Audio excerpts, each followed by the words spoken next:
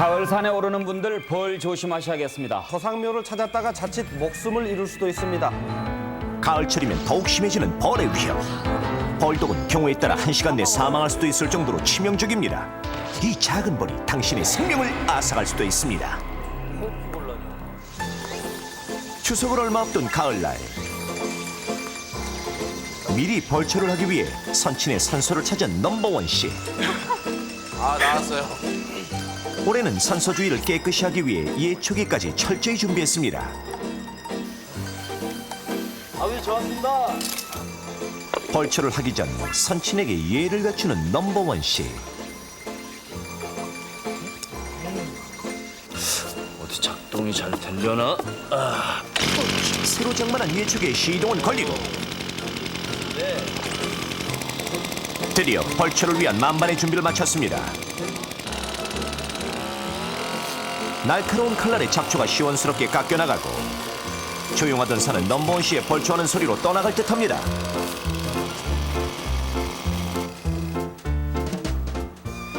깨끗해진 선친의 묘를 보니 뿌듯해진 넘버원 씨.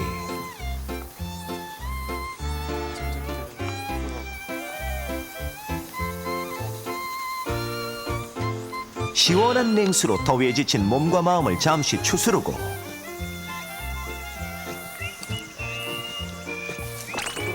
다시 산소 주위를 정리하기로 마음을 먹는데 이번엔 좀 더 풀이 우거진 먼 곳까지 예초기를 돌려봅니다. 큰 소리를 내며 풀을 베어내는 예초기.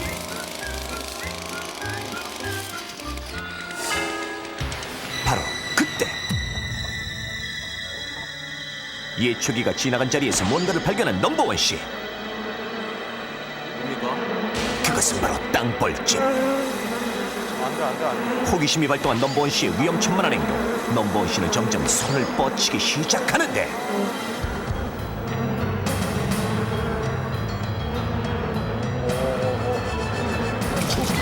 결국 넘버원 씨는 벌집을 건드리고야 말았습니다. 서운한 벌떼들은 벌집에서 하나둘 나오기 시작하고 날아오는 벌에 당황한 넘버원 씨.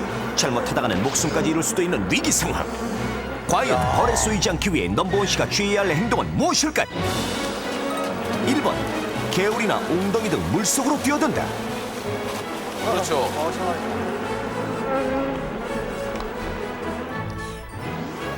2번, 납작 엎드린 채 움직이지 않고 가만히 있는다.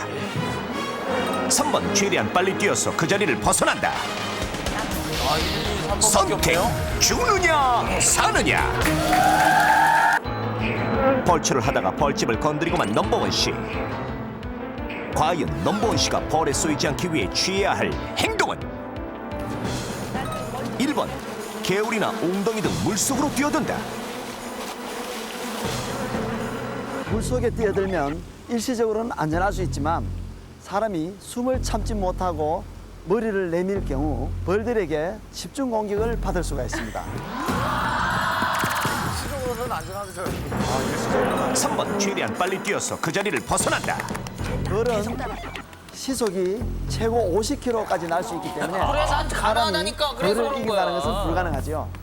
따라서 벌을 보고 뛰는 동작은 벌에게 목표물을 인식시켜주고 위협할 수 있는 과격한 동작이 되기 때문에 뛰는 것은 상당히 위험합니다.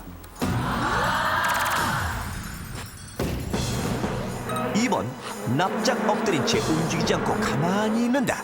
벌떼는 위협을 가하지 않는 대상은 절대 공격하는 법이 없습니다. 따라서 벌의 공격을 당할 시에는 그 자리에 엎드려 가만히 있는 것이 좋습니다. 이때 신경이 집중되어 있는 머리나 목은 팔로 감싸주는 것이 안전합니다.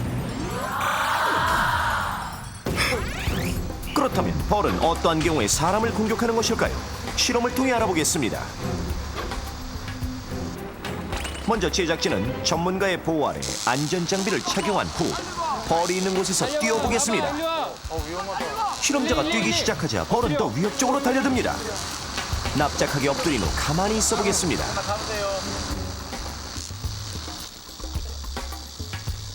실험자가 움직이지 않고 가만히 있자 벌이 차츰 다른 곳으로 날아가기 시작합니다.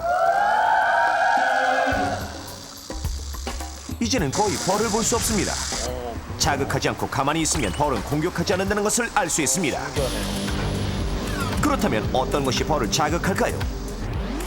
벌은 사람이 풍기는 냄새에 따라 반응합니다. 과연 벌은 어떤 냄새에 자극을 받는지 직접 실험해 보겠습니다.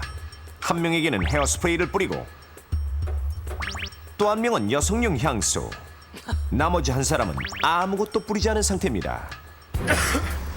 과연 벌들은 어떤 냄새 쪽으로 몰려들까요? 헤어스프레이의 독특한 냄새에 벌이 공격하기 시작하고, 그렇다면 향수 냄새는 어떨까요? 향수 냄새에 자극을 받아 공격적으로 행동하는 벌떼들. 그러나 아무것도 뿌리지 않은 쪽에는 벌이 거의 접근하지 않는 것을 볼 수 있습니다. 벌은 냄새에 강한 자극을 받으므로 야외에서는 벌을 자극할 수 있는 무스나 헤어스프레이, 또 진한 향의 향수 등의 사용은 삼가야 합니다. 사람이 아닌 음식물의 경우는 어떨까요? 포도와 오이를 넣고 실험해 보았습니다. 잠시 후 포도 위로 새카맣게 몰려든 벌떼. 반면 단냄새가 없는 오이에는 벌이 별 관심을 보이지 않습니다. 야외에서는 포도와 같이 단냄새가 나는 음식물은 벌떼가 모일 수 있으므로 주의하셔야 합니다. 여기서 잠깐, 벌은 어떤 색깔에 반응할까요? 노랑, 빨강, 파랑색 옷을 각각 입고 어떤 쪽에 벌떼가 모일지 실험해 보기로 했습니다. 색깔 옷을 입은 실험자들이 벌을 유인해 봤습니다.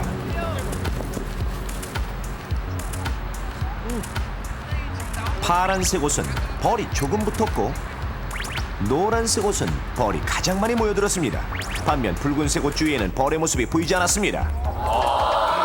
벌은 적색과 파란색보다는 노란색에 가장 자극을 받는다는 것을 알 수 있었습니다. 또 하나, 벌은 천의 소재에 따라 공격 성향이 다르다고 합니다. 표면이 거칠거칠한 면 소재의 천과 표면이 매끄러운 소재의 천을 비교해 공격 성향을 알아보겠습니다.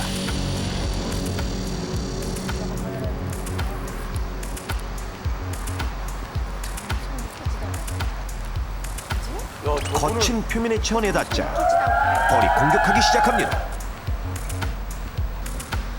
거친 천에 무섭게 반응하는 벌떼. 왜 그럴까요? 위협적으로 박혀있는 벌집. 사람의 피부라고 생각하면 사망할 수 있을 정도로 치명적입니다. 우와, 깊이가 매끄러운 천은 어떨까요? 매끄러운 천에는 벌들이 전혀 반응을 보이지 않았습니다.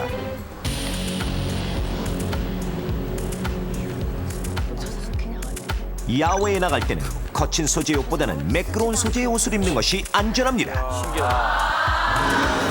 야외에서 활동해야 할 때는 황색 옷은 피하고 표면이 매끄러운 소재의 옷을 입으십시오. 무스나 스프레이 등 냄새가 나는 헤어 제품은 사용하지 말고 되도록 단내가 나는 음식은 삼가야 합니다. 또한 숲풀이나 나무 및 땅속에 벌집이 있는지 반드시 확인하고, 만약 벌집을 건드렸을 경우 섣불리 행동하지 말고 가만히 있으십시오. 벌, 피하는 것보다 건드리지 않는 것이 중요합니다.